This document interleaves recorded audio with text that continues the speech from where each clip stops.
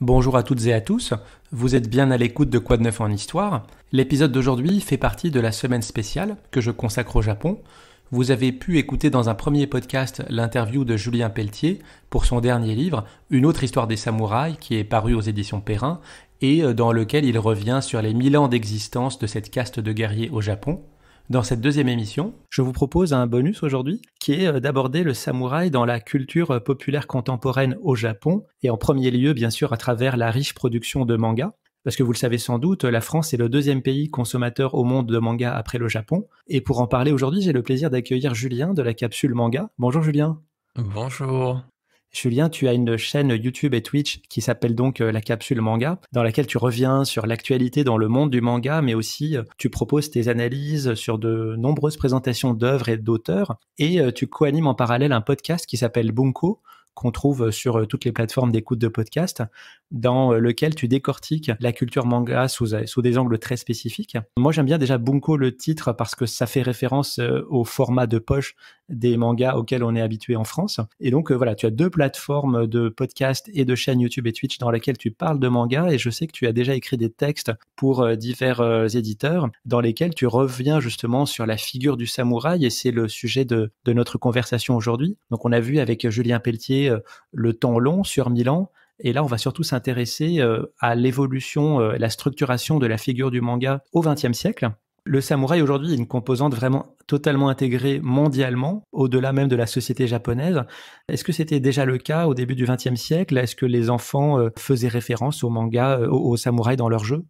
Alors tout à fait, hein, puisque nous, on a une culture qui est différente, hein, de chevaliers, de châteaux, et cetera. Eux, on est plus dans justement les samouraïs, les seigneurs et les enfants quand ils étaient petits, vraiment, là, eux, ils s'amusaient à incarner des figures de référence, hein, des guerriers qui étaient connus, comme par exemple dans le Shisengumi, hein, qui était ce groupe de défense à Kyoto, donc des personnes comme Soji Okita ou Izami Kondo, qui étaient des célèbres sabreurs, ou même le sabreur comme Miyamoto Musashi aussi, qui est très connu. Et en fait, quand nous, on s'amusait aux gendarmes et aux voleurs, ben, eux s'appropriaient justement un peu ces préceptes de justice, hein, et ils vivaient des aventures épiques de sabreurs entre eux. Du coup, dans les années 20, sous quelle forme cette figure guerrière apparaît dans le manga? Alors, il faut savoir que déjà, le début des années 20, on est vraiment dans la naissance du manga tel qu'on le connaît aujourd'hui, hein. C'est-à-dire qu'avant, on était plus sur de l'illustration. Donc, là, au début des années 20, le manga commence à se structurer et au tout début, on va commencer par une forme très, standard, c'est-à-dire des yonkoma. Les yonkoma, c'est des mangas, de 4 cases verticales qui, ont, on va dire, une case de présentation des événements, puis un retournement et une chute, hein, c'est très codé. Et ça, c'est dès les années 20. Par exemple, on a le manga, Manga Taro en 1922, ou même Dango, Kishinosuke du même auteur en 1924, donc chez Ogo Miyao, qui, sont les premiers, représentants des samouraïs dans les mangas. Et ça continue, hein, puisque le manga continue. Par exemple, 11 ans après, il y a Atanosuke qui sort d'un autre auteur, hein, Kyoko Nakajima. Et là, cette fois, on sort un petit peu de ce cadre de Yonkoma et on va avoir des histoires un peu plus scénarisées, dans lesquelles, par exemple, un samouraï intrépide est muni d'un lasso et voilà, il a envie d'être un super samouraï, bien sûr, fidèle à son seigneur. Et là, déjà, on voit que dans la proposition visuelle, il y a une évolution, c'est-à-dire qu'on est sur du manga en cases, allongées de manière plus rectangulaire et on a une vue qui est plus une vue d'ensemble, qui montre l'action complète. Mais on a une vraie évolution cette fois dans l'histoire et dans les péripéties du personnage. Dans ces mangas d'avant-guerre, finalement, ils étaient avant tout destinés à un jeune public. Ils mettaient en avant des représentations héroïques. Le samouraï, classiquement, devait être intelligent, droit, il déjouait les pièges de ses ennemis. Donc c'est vrai que c'était divertissant et comique, ça mêlait action et aventure. Mais comment ça évolue au sortir de la Seconde Guerre mondiale? Parce que j'imagine que on a peut-être un côté un peu plus tragique à ce moment-là. Alors déjà, il faut savoir que là, il y a la Seconde Guerre mondiale, comme tu le dis, et le Japon a perdu. Et à partir de là, il y a eu la censure américaine qui s'est imposée. C'est-à-dire qu'ils ne pouvaient plus dessiner, de samouraïs parce que ça leur, comment dire? Ça leur insufflait un petit peu trop de valeurs patriotiques, et donc les États-Unis ont préféré, censurer tout ça, et il a fallu attendre 1952, donc 7 ans après la guerre, avec le traité de San Francisco, pour que les censures soient levées, et à partir de là, justement, les samouraïs ont pu revenir. Alors il faut savoir surtout que après la guerre, le manga va évoluer de manière significative parce qu'il y a un jeune mangaka qui s'appelle Osamu Tezuka qui va très rapidement se démarquer. Alors Osamu Tezuka, c'est l'auteur de Astro le petit robot ou Astro Boy pour, on va dire pour le public français, qui est on va dire le manga le plus connu, ou Le Roi Léo, justement le petit lion blanc que beaucoup ont dû voir à la télévision, il y a très longtemps, et en fait Tezuka, qui est considéré comme le dieu du manga aujourd'hui, au Japon, il va arriver avec ce qu'on appelle le story manga. Et le story manga, qui va devenir justement un modèle de référence, amène en fait une narration qui est très fortement inspirée du cinéma, au travers des cadrages et au travers, on va dire, de la dynamique que l'histoire peut proposer, que la narration peut proposer. Et on arrive là en 1954, et il y a un récit, en fait, qui va surtout lancer, des récits historiques. C'est-à-dire que c'est Akado Suzunosuke de Eiichi Fuoka et Tsunayoshi, Takeshi, et en fait, c'est un héros qui lui rêve de devenir le plus grand épéiste du monde. Alors on est sur des scénarios, assez, standards, hein. Aujourd'hui, on a encore beaucoup de mangas où le héros rêve d'être le meilleur, du monde, mais déjà à ce moment-là, voilà, on a un héros, emblématique, et on aura même des grands de l'époque, notamment Tezuka ou Shigeru Shigeru qui dessinera Doron Shibumaru, qui vont dessiner justement des œuvres qui sont, à vocation historique en reprenant des personnages, emblématiques comme Benkei ou, Tange Sazen. 1954, là, tu viens de l'évoquer, si je ne me trompe pas, c'est l'année aussi de la sortie en salle du film Les Sept Samouraïs d'Akira Kurosawa, un film qui avait marqué les esprits et qui était beaucoup plus réaliste que les autres productions. Donc, est-ce que à ce moment-là, il y a un intérêt aussi pour le cinéma de samouraï? Alors, il faut savoir que le cinéma et le manga sont très liés, hein, puisque l'un, peut influencer l'autre, et notamment surtout le cinéma va influencer les auteurs qui vont grandement s'inspirer des grands réalisateurs pour concevoir leurs histoires, et à partir du moment où le cinéma, on va dire, impose un peu une sorte de nouvelle marque, ça va automatiquement s'infuser dans le manga, et donc c'est pour ça que c'est important de signifier celui-ci, parce qu'avant, les mangas avaient assez peu évolué. Au final, on restait pour des mangas pour un jeune public, et pour le moment, beh, c'est du divertissement, c'est plein de situations cocasses. Le but était d'émerveiller, de faire rire, en fait. C'était vraiment de proposer du divertissement. Sauf que, quand les 7 samouraïs arrivent, il y a un autre courant qui arrive dans le manga qui s'appelle le Gekiga, qui commence à partir de 1957. En fait, pour vraiment résumer, Tezuka avait vraiment, su prendre la place avec son story manga, était devenu la référence, même un petit peu trop, et il y a un groupe qui a souhaité proposer autre chose. C'est-à-dire proposer des mangas un petit peu plus, adultes, avec une approche plus mature, et ce qu'on appelle enfin, ce qu'on pourrait dire aujourd'hui, ça serait des mangas policiers, ça serait des thrillers, ça serait des choses comme ça. C'est-à-dire, sortir un petit peu de l'humour, et des histoires un petit peu divertissantes, en fait. Et là, ça tombe bien puisqu'on a un film qui va proposer quelque chose de plus sérieux, et on a un courant littéraire, donc du manga, qui souhaite proposer quelque chose de plus sérieux aussi. Et il y a donc, Shanpei, Shirato qui, va être très connu pour, la création d'un magazine, en 1964.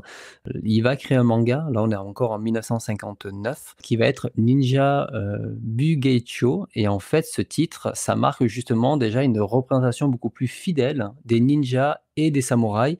Le réalisme est mis à l'honneur. Alors quand on dit réalisme, hein, ça n'empêche pas qu'ils peuvent faire des super sauts et se cacher, et cetera, mais on va dire qu'il y a une volonté en tout cas de dépeindre un monde un petit peu plus crédible qui voilà, va parler à un public un petit peu plus grand que les enfants. Par la suite, de nombreux auteurs vont s'inspirer de cette représentation visuelle qui est, plus sérieuse et plus réaliste et donc on se départit un peu des gags, manga d'après la guerre. Est-ce que tu as un auteur en particulier en tête? Déjà, il faut savoir, tout à l'heure, je mentionnais justement la revue Garo, hein, créée par Shirato. Il faut savoir qu'à l'intérieur, c'était accompagné d'un récit qui est, Kamuden. Et Kamuden, c'est une très longue fresque qui est sortie en France. Alors aujourd'hui, c'est une série qui est très compliquée à trouver, mais qui est vraiment une fresque épique, hein, qui aborde tout ce qui est la domination et l'oppression des classes, hein. C'est vraiment un manga très engagé là-dedans et qui va ouvrir une forte période justement pour le Jidaimono, c'est-à-dire ces récits historiques donc d'époque. Et c'est à partir de là que des auteurs comme Hiroshi Hirata, on a eu pas mal d'œuvres qui ont été publiées en France. D'ailleurs, lui-même se dit pas mangaka, il se dit gekigaka, hein, donc du courant Gekiga. Donc vraiment, il a envie de se démarquer de ce côté-là et lui, il met vraiment l'emphase à représenter l'esprit du Bushido de manière très réaliste, telle qu'elle était à l'époque et ça va bien sûr aussi influencer, d'autres auteurs qui étaient, déjà installés pour, aller vers des représentations plus matures et c'est vrai que quand on a les mangas d'Hirata dans les mains, immédiatement on voit un trait qui est, beaucoup plus noir, beaucoup plus sérieux, une ambiance pareil qui essaye de représenter une réalité historique et on sent qu'on n'est pas là pour rigoler. Mais dans les années 60, et dans les films notamment, le samouraï va perdre petit à petit son image de héros irréprochable et donc ne plus forcément suivre à la lettre les valeurs du Bushido. Alors c'est vrai que, il y a des modes, et effectivement on passe, d'un samouraï qui était héroïque, qui suit, son seigneur sans remettre en cause, justement ses valeurs et là on va avoir un samouraï un peu plus déchu, je dirais, qui va s'éloigner du Bushido et les films, les plus marquants, par exemple, ça viendra aussi du cinéma, c'est Zauchi qui est un samouraï, errant qui, clairement, vit pour lui-même en fait, hein et il ne respecte pas le Bushido, on est assez loin de ça ou encore Yojimbo d'Akira Kurosawa encore. Ça par exemple, c'est 2 bons exemples de films qui montrent que le samouraï commence à perdre sa superbe. Le samouraï s'adapte à son époque par le biais du cinéma, du gekiga, comme tu l'as dit, dans les années 50. Donc la représentation du samouraï va se modifier dans l'imaginaire japonais. Au départ, il était simplement un justicier unidimensionnel au service de l'État, et puis il devient une figure plus complexe, constamment mis face aux contradictions de ses choix et de ses actes. Et là, on arrive donc dans les années 70 avec un nouveau genre et vraiment l'âge d'or du samouraï. Exactement, puisque là, il y a pas mal d'œuvres à succès qui sont arrivées, mais on va surtout se concentrer sur une œuvre qui est la plus marquante, qui est Lone Wolf and Cub. Et cette série qui a été créée par un duo, donc Goseki Kojima et Kazuo Koike, qui a été réalisée en 1970, il a la particularité de proposer un duo aussi inédit qu'inattendu. C'est-à-dire que c'était l'exécuteur du Seigneur qui, suite à un complot, va se retrouver déchu, sauf qu'il a aussi un jeune enfant et en fait, il va partir d'une sorte de vengeance avec son petit-fils de bas âge et va justement essayer de un petit peu sauver son honneur, on va dire, et prendre des contrats au fur et à mesure. Ce qui va me marquer, c'est le réalisme de ce titre, puisqu'il retranscrit avec soin justement les codes et les coutumes de l'époque et ça surprenait un petit peu par rapport à certaines productions, même s'il y a certains auteurs comme Hirata, qui avaient, déjà fait ça. Là, on est vraiment sur un gros succès, qui sera décliné sur de nombreux supports, autant des films, hein, il y a eu, 7 ou 8 films, plusieurs séries télé, des jeux vidéo, des comics. Ça a une grosse influence aussi sur la vision du samouraï à l'international. Par exemple, on a Frank Miller qui a créé sa série Ronin, ou même Frank Miller a signé de nombreuses couvertures de l'édition, américaine de Lone Wolf and Cub. Et est-ce que du côté du cinéma, est-ce qu'on va déconstruire un peu cette image, ce grand mythe? Alors oui, parce que justement, là, le cinéma, bon, on commence à faire beaucoup de productions et automatiquement, on commence à rentrer dans des productions un petit peu plus, je veux dire bas de gamme et le public, en fait, en avait un peu marre de ces films en costume d'époque et des éléments d'exploitation vont commencer à arriver, c'est-à-dire beaucoup plus de nudité, beaucoup plus de gore et c'est-à-dire qu'au fur et à mesure, en fait, le Jidaimono va de moins en moins être présent, au cinéma. Il va être relégué dans un second temps à la télévision, puisque la télévision était plus, on va dire la seconde vie en fait des grandes franchises et le public se tourne doucement en fait vers les films de yakuza, réalistes. C'est quelque chose qui va plaire en fait, au public et le samouraï va partir un petit peu en désuétude, à partir de ce moment-là. Ce côté, de tomber un peu en désuétude, il est peut-être aussi lié en partie à la surproduction, parce qu'il y a énormément de titres qui apparaissent sur le marché, qui poussent aussi, les auteurs à s'orienter vers des récits où le samouraï est relégué en personnage secondaire. Ça n'est plus le seul héros de ses aventures. Est-ce qu'on constate, voilà, au début des années 80, une érosion de l'intérêt du public? Alors je dirais, c'est un peu avant, les années 80, c'est-à-dire que justement dans le courant des années 70, déjà le samouraï passe en second plan. On va avoir des titres historiques et le samouraï va être une composante de ces titres-là. Il ne va plus être en personnage principal le grand héros ou du moins la figure, du personnage qu'on va suivre pendant plusieurs volumes. Ça va être, parmi l'ambiance et l'air et d'eau, on va plutôt suivre des tranches de vie ou des choses comme ça. Dans parfois même des séries, très longs fleuves et à une époque où justement, le cinéma était présent partout, tout doucement en fait, il va perdre son intérêt, autant dans le cinéma que le manga et à partir justement des années, 80, il va commencer à y avoir un petit peu d'évolution. C'est-à-dire que le samouraï avait délaissé une partie du public, c'est-à-dire qu'à force de vouloir proposer des titres plus matures, il proposait ça à un public, plus adulte, mais les enfants, eux, continuaient toujours à lire du manga et tous ces jeunes enfants qui ont été délaissés, ils sont devenus grands depuis et en fait, ils se sont beaucoup nourris des codes graphiques de leurs aînés et notamment de l'héritage, du Gekiga et maintenant ces mêmes personnes sont devenues mangaka et c'est pour ça que, elles vont, se réapproprier ces codes, mais cette fois dans, une production beaucoup plus mainstream, je vais dire, beaucoup plus populaire et c'était une époque aussi où le Shonen Jump, donc le magazine de prépublication, explosait les records et se vendait de façon, exponentielle et c'est là où le manga devient en fait vraiment une culture de masse et le médium va beaucoup se diversifier et on va commencer à retrouver le samouraï dans, justement des titres un petit peu plus humoristiques. Je fais juste une petite précision, disons. Tu as parlé de Shonen Jump, donc le magazine hebdomadaire dans lequel étaient publiés les mangas. Shonen, c'est le principal genre de manga au Japon. C'est celui qui touche les jeunes garçons, par opposition à Shoujo qui touche plutôt les jeunes filles, et puis le Seinen qui est plutôt pour le public adulte. Donc oui, effectivement, c'est vrai que les jeunes lecteurs là, des années 60-70 sont devenus consommateurs à l'âge adulte et aussi mangaka, tu l'as dit, dans les années 70-80. Donc quels sont les principaux titres, disons, de diversification de ces styles graphiques et des genres proposés? Alors à l'époque, on va avoir des titres autant humoristiques, par exemple, un exemple, Dr Slump était une des références, de l'époque. On va avoir des titres, comme d'arts martiaux, notamment, Ken le survivant, pour ceux qui l'ont pu le voir au Club Dorothée à l'époque. On a du sport comme, Captain Tsubasa, des récits d'aventure comme Dragon Ball.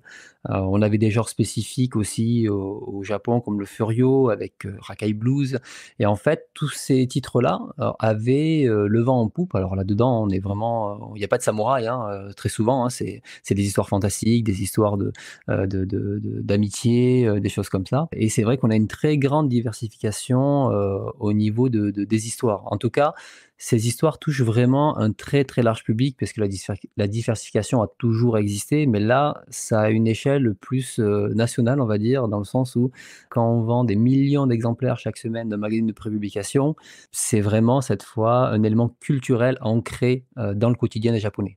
Là, on est vraiment dans la génération Club Dorothée, parce que tu as dit Capitaine Tsubasa, pour ceux qui n'ont pas reconnu, c'est le nom original d'Olive et Tom, hein. Oui, pardon, oui, tout à fait. J'ai l'habitude de le dire en japonais.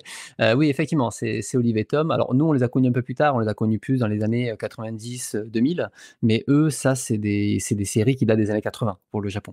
Cette rupture générationnelle, elle est aussi en lien, j'imagine, avec le miracle économique qui a lieu au Japon dans ces années-là, non?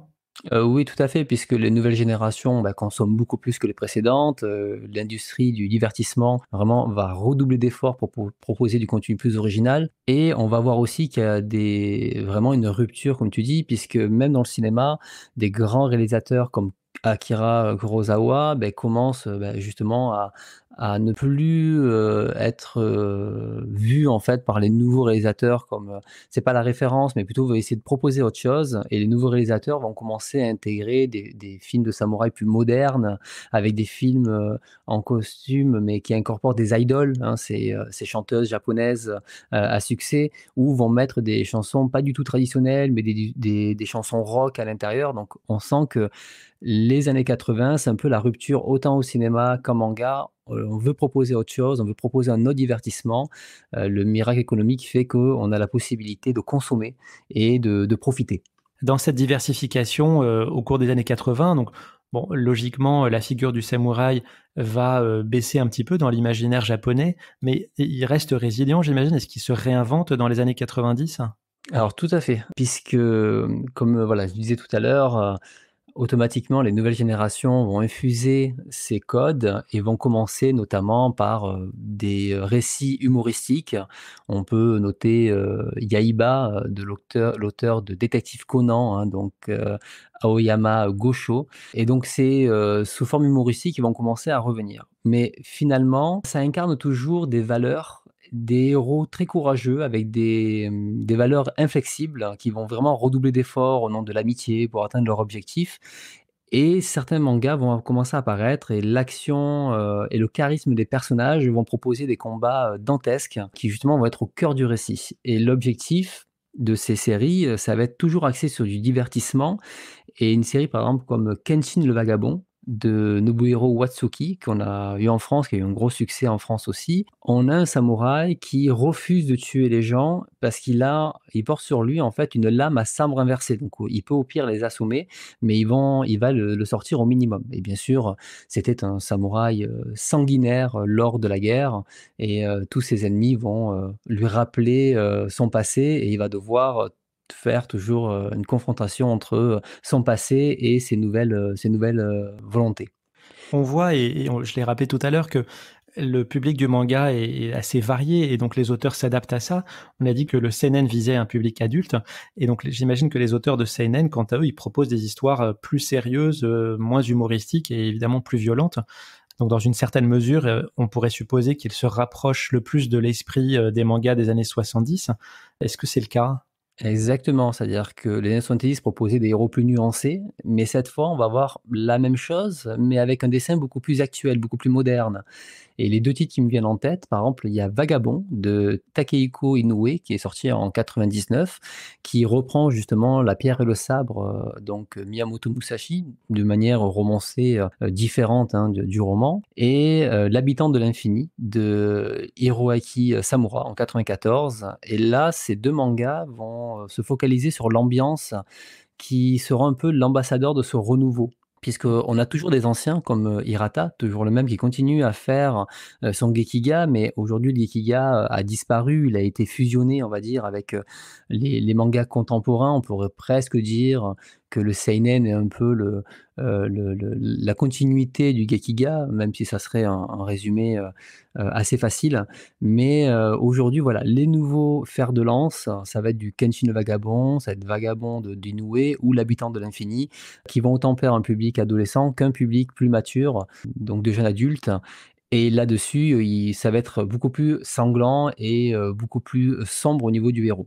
Mais là, on est à la fin des années 90 et on a compris que, par ton exposé, que finalement le manga, évoluait par cycle, hein. Les thèmes, changent, puis parfois reviennent et après des nouveaux arrivent et donc, est-ce que tu as remarqué dans les années 2000, 2010, enfin 2020 finalement, ces 20 dernières années, est-ce qu'il y a des nouvelles représentations? Est-ce que la figure du samouraï est modifiée dans les séries les plus récentes?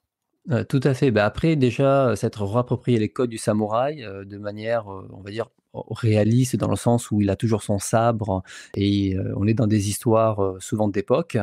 Là, cette fois dans les années 2000, beh, ça va être vraiment la diversification et l'expérimentation, hein. C'est-à-dire que les auteurs, cette fois, ils manquaient pas d'idées pour exploiter cette figure mythique du samouraï qui font partie de leur culture, hein, depuis toujours, et on va commencer à avoir des samouraïs, qui font des voyages temporels, on va avoir de la romance, des récits parodiques, on va avoir des œuvres très, très gore, à l'imagerie d'estampes, Mizuane-e, qui sont des estampes, qu'on pourrait classer comme dans l'Eroguro, hein, donc avec pas mal de boyaux, des choses comme ça.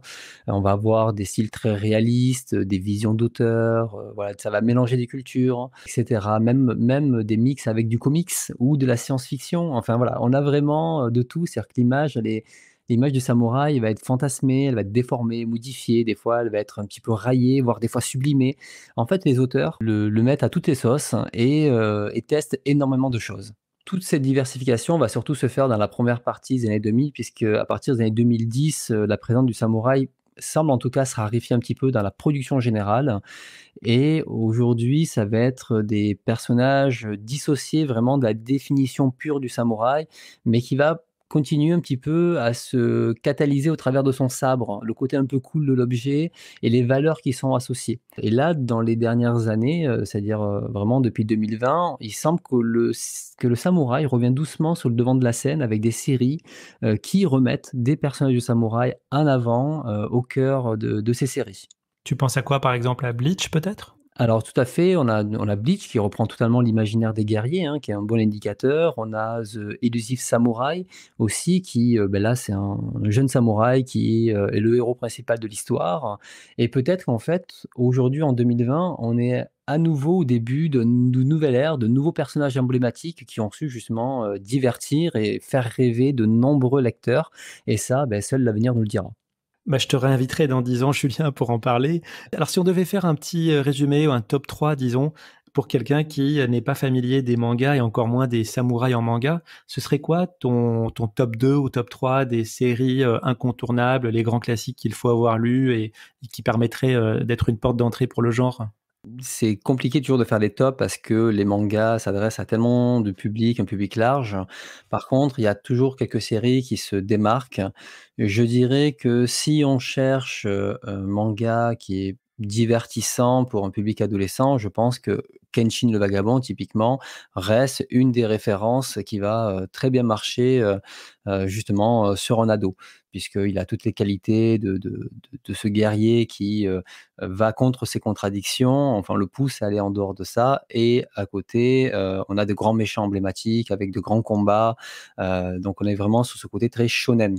Donc ça va plaire. Si on cherche quelque chose d'un petit peu plus, mature dans la représentation, j'orienterai plus vers, Vagabond de Takehiko Inoue qui, or certes, n'est pas terminé aujourd'hui. C'est un manga qui, est en pause depuis de très, très nombreuses années, mais ça reste une très bonne référence parce qu'on va avoir un trait, très réaliste et des personnages, 2 personnages, on va dire, un où on va vraiment voir sa colère d'un point de vue extérieur et un autre, plus d'un point de vue intérieur. Donc c'est 2 facettes d'une même pièce qui va apporter 2 visions différentes du samouraï. Et on peut préciser que même si c'est pas terminé, Vagabond, il y a plusieurs dizaines de tomes, si je me trompe pas. 37 tomes, voilà, donc ça fait un bon budget déjà pour commencer. Et puis le temps de les lire, il y aura peut-être un nouveau qui sera sorti. Tout à fait. Merci. Si je vais peut-être proposer un dernier, qui serait donc le Samouraï Bambou de Taiyo Matsumoto. Cette fois, c'est 8 tomes, c'est déjà plus abordable et en fait, c'est une vision un petit peu plus d'auteur, je dirais, avec de magnifiques dessins qui, va raconter l'histoire d'un samouraï et je vous invite à jeter un œil sur les planches qu'il propose et l'histoire est captivante aussi. Donc voilà, le Samouraï Bambou de Taiyo Matsumoto. Eh ben, merci pour ces conseils, Julien. Avec plaisir. Je rappelle donc que que tu animes, que tu as créé la Capsule Manga, une chaîne YouTube et Twitch, et je vous recommande vraiment de vous y abonner, de suivre ton actualité qui est aussi donc celle du manga et que tu présentes à un public à la fois neuf et initié. Et puis, je rappelle aussi que tu co-animes le podcast Bunko avec 2 amis qui décortiquent la culture manga. Et ça aussi, c'est très intéressant. On retrouve ça sur toutes les plateformes de podcast. Je te remercie vraiment une nouvelle fois d'avoir accepté de consacrer un peu de ton temps et de tes lumières pour nos auditeurs. Et j'espère te retrouver bientôt. Merci à toi pour l'invitation et avec plaisir de revenir, une prochaine fois. Eh ben super. Pour terminer, je rappelle juste à nos auditrices, à nos auditeurs, le 2e podcast dans cette semaine spéciale Japon, qui est l'interview de Julien Pelletier pour son dernier livre, Une autre histoire des samouraïs, que vous pouvez écouter dans un autre enregistrement. Et je vous donne donc rendez-vous bientôt pour un prochain épisode.